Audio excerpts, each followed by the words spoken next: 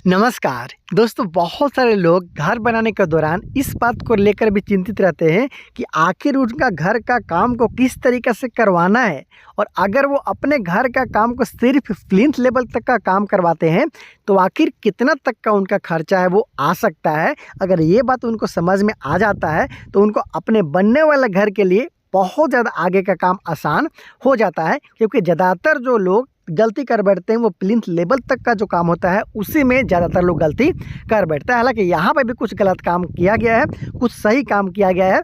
खाइए खर्चा के साथ जानते हैं कि आखिर इस घर को किस तरीक़े से बनाया जा रहा है और इसे बनवाने में सिर्फ प्लिंथ लेवल तक का काम करवाने में कितना रुपये का खर्चा है वो आया है। कुछ जो कॉलम है इसका काम प्लिंथ लेवल से लेकर लिंटल लेवल के बीच में कास्टिंग भी किया गया है। बताऊंगा साइज़ के बारे में जान ले तो इस घर को 25 फीट बाई 40 फीट, अगर स्क्वायर फीट के बारे में बात कर लिया जाए तो 25 को गुना करेंगे 40 तो आपका 1000 स्क्वायर फीट आ जाएगा। 25 feet by 40 feet 1000 square feet में इस घर को बनाया जा रहा है। तो आखिर किस तरीके से बनाया गया है, पहले प्लिंथ लेवल का जो हाइट है इसके बारे में जानते हैं। यहाँ पे बहुत सारे लोग कंफ्यूज जाते हैं। देखिए यहाँ पे 4 फीट हाइट लिया गया है ग्राउंड के लेवल से घर का फर्श का लेवल को, लेकिन क्या सोच कर लिया गया है इसको भी समझिए। देखिए इसके घर के सामने की तरफ से जो रोड गया हुआ है ये बिल्कुल कच्ची रोड गया हुआ है। यहाँ पे सिर्फ मिट्टी वाला रोड है, लेकिन आने वाला दिन में ये रोड को तो ऊँचा होना ही है, तो उसको सोचते हुए आपको घर बनाना होगा। जैसे कि मान लीजिए मिट्टी वाला रोड है, यहाँ पर रोड बनाया जाएगा तो कम से कम जो रोड होगा 1 फीट तो ऊँचा यहाँ पे होगा ही होगा। तो ऐसा आपको हाइट लेना है कि कम से कम रोड बनने के बाद भी 3 फीट के आसपास में कम से कम आपको ऊंचाई प्राप्त हो जाए। इसलिए यहाँ पे 4 फीट रखा गया है ताकि वहाँ पे रोड बनाया भी जाएगा। 1 फीट अगर वो रोड ऊंचा भी होता है फिर भी आपको 3 फीट का ऊंचाई घर का जो फर्श होगा उसका ऊंचाई आपको मिलने वाला है। आइए जो प्लिंथ बीम है इसके बारे में जानते हैं कि क्या इसका साइज़ है और कितना सरिया का प्रयोग इसमें किया गया। इसका टॉप का बात किया जाए जहाँ पे ईंट का जोड़ाई होगा इस पार्ट का, तो ये 9 इंच का रखा गया है। और जो इसका डेप्थ होता है, ज़्यादातर लोग डेप्थ को ही बढ़ाते हैं क्योंकि ऊपर में तो ब्रिक वर्क लगभग 9 इंच के आसपास में किया जाता है।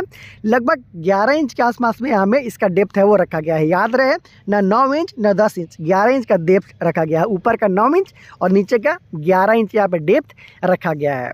इसके साथ साथ इसमें 4 सरिया का प्रयोग किया गया है 12 mm का। ये जो कहानी है घर का प्रत्येक बीम है उसका मैं बता रहा हूँ, चाहे वो इनर बीम हो, आउटर बीम हो, प्राइमरी बीम हो या फिर सेकेंडरी बीम हो, प्रत्येक बीम का साइज़ इसी साइज़ के साथ यहाँ पे रखा गया है। 9 इंच बाई 11 इंच, 4 सरिया का इस्तेमाल किया गया है, 12 mm का और 8 mm का रिंग।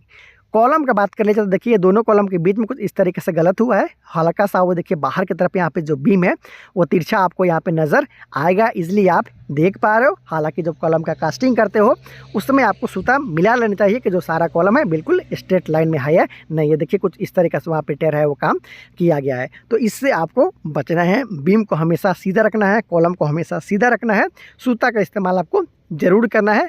और 4 सरिया का इस्तेमाल यहाँ पे किया गया है, मैंने आप लोग को बताया इस घर का बीम में। कॉलम जो देख रहे हो काफ़ी मजबूत कॉलम यहाँ पे है, ध्यान से देंगे साइज़ पे भी और इसका काम पे भी। इसका साइज़ अगर बात किया जाए तो ये 14 इंच का है, काफ़ी सॉलिड कॉलम है। 14 इंची बाई 9 इंची का कॉलम है।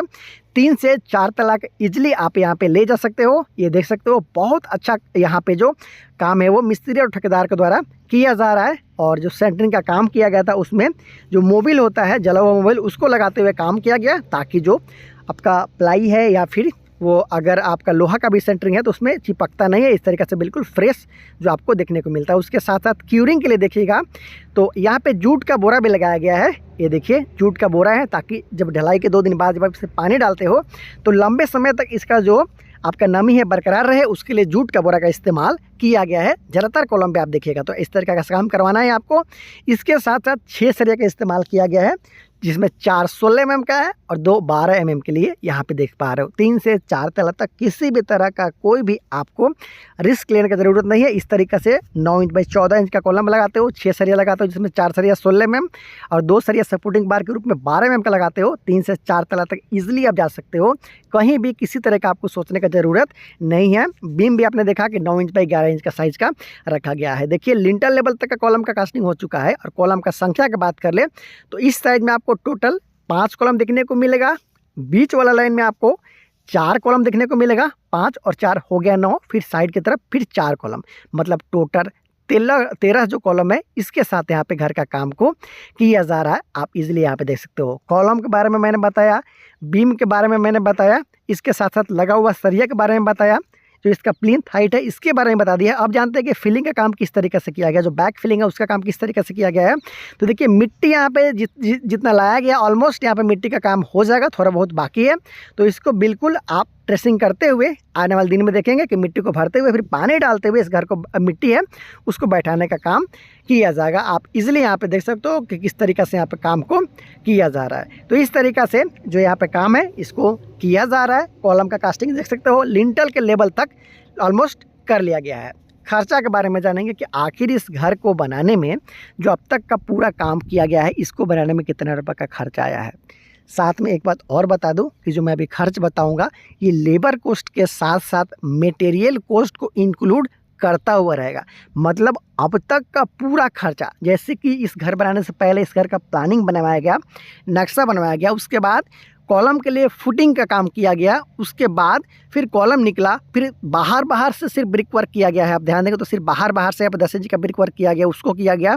उसके बाद फिर प्लिंथ बीम का कास्टिंग किया गया, उसके बाद फिर कॉलम का कास्टिंग आप देख पा रहे हो। तो इस तरीक़े से यहाँ पे घर को बनाया जा रहा है। अगर कॉलम का जो फुटिंग है उसके बारे में बात कर लीजिए तो 4 फीट बाई 4 फीट का फुटिंग लगाया गया है, जिसमें 10 mm का जाली के साथ काम किया गया है। खर्च के बारे में बात कर लिया जाए तो इस घर के ठेकेदार के अनुसार लिंटल लेवल तक जो बीम का कास्टिंग किया गया उतना, और जो प्लिंथ बीम का अब तक का टोटल जो काम किया गया है इतना काम करवाने में लगभग 3,20,000 रुपये के आसपास में खर्चा आ चुका है। काम आपके सामने है। आने वाला दिन में जैसे जैसे काम आगे बढ़ाया जाएगा वीडियो आपको लाऊंगा, दिखाऊंगा कि किस तरीक़े से इस घर को कंप्लीट किया गया। अगर आपको ये बनता हुआ घर का जो काम है ये पसंद आया है, मेरे वीडियो पसंद आया है, तो प्लीज़ वीडियो को आप लाइक ज़रूर कर लीजिएगा, क्योंकि आने वाले दिन में आपको जैसे जैसे घर का काम आगे बढ़ाया जाएगा वीडियो आपको मिलता रहेगा और आप लोग घर बैठे बनता हुआ घर का आनंद लेंगे और कितना का खर्चा आया इसके बारे में भी आप लोग को जानकारी दिया जाता रहेगा। तो प्लीज़ चैनल को सब्सक्राइब ज़रूर कर लीजिएगा। अपकमिंग वीडियो में बहुत ही जल्द आप लोग को अपलोड करूँगा जैसे ही घर का काम को आगे बढ़ाया जाएगा। तो बहुत जल्द मिलते हैं अगले वीडियो में, तब तक लें जिन्हें प्रभात और हमारी पूरी निराला कंस्ट्रक्शन टीम को दीजिए इजाज़त। नमस्कार।